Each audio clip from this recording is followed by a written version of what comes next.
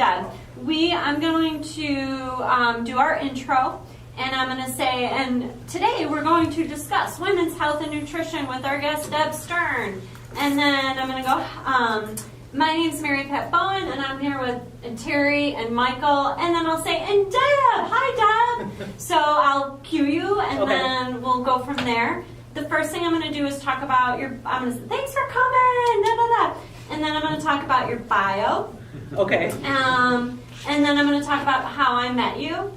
And then I have some stuff here, like to kind of pinpoint, but usually between us three, we hit everything anyway. Awesome. So I have structure if we kind of fall to the side to bring it back, but typically it just goes. Okay, so I should just know that you guys are kind of asking questions. Correct. Yes. I don't need We to. got Yeah. you. Okay. We got you. Perfect. Yeah. And Yeah. feel free to correct us. Yeah. You know, if we're not Oh, yeah. asking. Don't say that. Yeah. Did you No, I was kidding. did you listen to the LGBTQ? Yes, I'm Stern.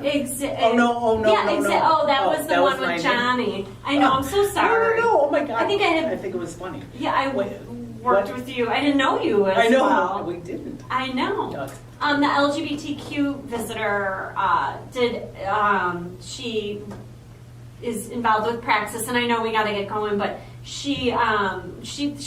we ran the show, but she corrected us Yeah. and stopped us and made sure yeah. if there's Perfect. a certain point you need to get in, please by all means be like, I need to Yeah. say this. So And it's fun and Yeah. funny too. Oh, good. Is it Here we go. Deb or Deborah? What do you prefer? what do you think? What do you think? It doesn't matter. we either could way. go Deborah Stern, and then we could You can just call call me you Deb. Deb. Yeah. Okay, so that's people fine. know. All right, we ready? Ready? Oh, Ready. we're ready. Yeah. Hey everybody, this is Jumping the Fence, the podcast where healing and happiness happens through conversation. Thank you for joining us. You can email your questions and comments to jumpingthefencepodcast@gmail.com. We'd love to hear from you. Today we're going to discuss women's health and nutrition with our guest, Deborah Stern. My name's Mary Pat Bowen, and I'm here with, Terry Opalek. Michael Frontier. and again, our guest, Deborah Stern. Hi, Deb. How are you? Hi, Mary Pat. I'm fabulous. Thank you for having me. I'm so excited to be here. I cannot tell you how thrilled I am that you're here. And I want to say, my podcast team here, last time we met, they're like, you're different, NP. Oh, that's so good NP, to you're hear. different. And I said, because I'm working out with Deb, the guru. Yeah. Oh, Yes. You have no idea how much that title means to me. Deb, the guru. Yes, exactly. I heard that the first time you said it, and I was like, "Oh, do I Yeah. deserve that?" I love it. I love it. Totally. I love it. And then you just owned it. So I good for you. did. Love it. I Yeah. went home and I told my boyfriend, "I'm now Deb the Guru." Well, I swear, Hugo throughout the day will pull stuff out of the refrigerator or the cabinet and go, is this Deb the Guru proof? Is this Deb the Guru proof? I love it. I love it. So I want to, first of all, I want to read right out of the gate your bio Wonderful. that I read before I even met you. And then why and how we came into each other's lives. And P.S. Deb and I are like a match made in heaven. Very much so. I adore her. And As much as I adore think she you. adores me. Thank you. I do. I talk It's to a love fest. It is. So you could find Deb's bio on the Chicago Athletic Club website or the Food Print for Life, which is her website. Correct. She's a certified personal trainer, a nutrition coach. She has a degree in psychology from DePaul University. And her microphone just fell off. Yes, it did. Sorry, I'm not going to try and adjust it again. That's quite all right. All right, here no, we you go. can pull. This has happened before. Sorry about that. Deb's specialties are nutrition counseling, senior fitness, posture alignment, knee injuries, pain, women's health, emotional eating, menopause, hormone imbalance, fat loss, and muscle building. Deb has spent the past decade focusing on the principles and processes of holistic nutrition and proper exercise. She educates her clients on the importance of eating for their health and longevity and exercising correctly to achieve body fat loss, gaining lean muscle mass, increasing energy levels, improving balance and posture, and feeling happy and healthy. You must know that she works with clients of all age levels, And she works a lot and talks a lot about using food and looking at food as fuel for not only the body but the mind. I mean, Thank you, Mary Pat, for Wow. reading that. yes. And I wanted to work with a personal trainer at my gym. So I went in, and the woman I was talking to, the young woman, was she looked like she was maybe between 18 and 20. She worked at the front desk. And she said, well, what are some of your goals so I could match you with the right person? And I said, listen, Here we go. I'm over 40. What I did when I was 20, it doesn't work for me. And I want to be matched with someone who is going to teach me what to do for the rest of my life and understands what I'm talking about being a woman over 40. Hence, she set me up with Deb! Yay! Yes, There so we go. Well, I mean, Yeah. again, there was something very special about you when you sat down. So I knew that, just go the on. minute I met. Exactly. No, but it's true. It's Thank very you. special. And, when you talk about asking about women over 40 or, just women in general, because I obviously am a woman, well, maybe not to those that are listening, I'm a woman. Yeah. And I'm 52. So I have done everything, looked at everything, and have experimented with myself. So to be able to have someone like you come and say, why isn't it working anymore, or what do I need to change? I mean, it's a blessing. Oh, thank you. And I think that's the thing. I was like, come on, I'm open here. I'm ready for you. And I've learned so much stuff, and I'm appreciating it. But also, when I first met with Deb, and we'll let Terry and Michael I talk was at gonna some say, point. no, we're happy with Yeah. No, keep going. Please. This is good. When I first met with Deb, she said, and I didn't know, I knew I had forgotten that she was a nutrition counselor also.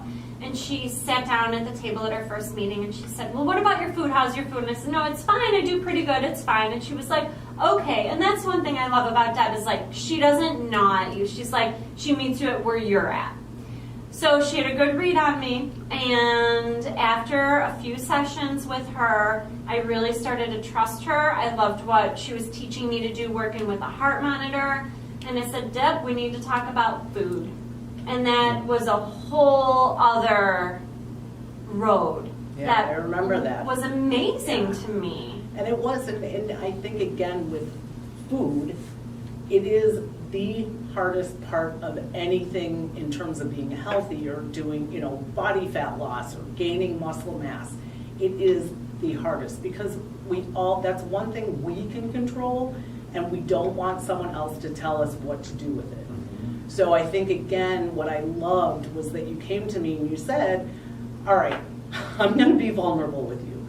And that's the bottom line. I mean, I could go on and on about a food plan and, how many ounces of chicken and this and that. But what I've learned, I've been doing this for 25 years, and for myself, way longer than that, is it goes so farther beyond that. And when you said, I want to be vulnerable with this because I trust you, that is, I get goosebumps right now. That's the I said key. those words. Yeah. That's the key. Well, that's when the door opens. Yeah, Really, right. That's when the door opens, and I think that comes, not that you can't go there when you're 20 or 25, but I do think there's something about, as we do age, those of us who want to redefine what aging is to us, we're not putting ourselves on display to the world. It's for our own well-being that we want to redefine what that is. So we're taking the action. Michael and I talk about this a lot. You got to take the action. So, you're putting stuff in this tube, and eventually it comes Right. out that tube. We hope. But, yeah, but the biggest thing is, what are you putting in that body? Right, It's right. But huge. honestly, what I found is it really isn't even about the food, especially for us women. It goes so deep into an emotional part of us that if we are not honest about how we're eating or what our deep-seated issues are with our bodies and food, it's just going to be another diet. It's just going to be another month or two where you lose some weight and then you stop because you hate it because you're eating steamed chicken and steamed broccoli every Yeah. night. And you go, wait, this, it works. I can lose weight. but it's not getting to the vulnerability. Yeah, yeah. And what we eat, it's a form of control. Yes. I mean, you know, yes. nobody can tell me what I'm gonna eat, so I'm gonna eat, you know, canned whipped Amen. cream, and, because I want it, and you're Right, not gonna tell right. me, and. you know. Exactly. So what do you find is the biggest resistance to changing diet? Ooh, that's a good question. I know it's a big question, and. Yeah, no, but no, no. just with the it's- clients yeah, that you've had, are for you sure. finding a common theme? Yes, yes. So especially any of my clients that come in that are overweight and really need to lose more than maybe 20 pounds. There to me is a common theme, and it's kind of, we're in that caretaking role, right? And so everybody comes before them, and they've always done that. They've put their family, their kids, everything before them, and so therefore the food has been comfort, it's been escape, it's been everything that maybe if we look at it on a logical sense shouldn't be, but it is. And so to take that away from someone, right? It's like taking your security blanket away. So that's what you're talking about when it has a deeper meaning. Yes. Are yes. those points? Yeah, Exactly. I get it. Exactly. Yeah. And again, for me, because I have my own story. You know, I've definitely had my own battles with body image, with food, and to be able to understand and help someone explore that with no judgment, it's That's- really powerful. That is one thing that is amazing about you. And I try to do that with my financial coaching, which is, Yes. listen, I'm not judging you.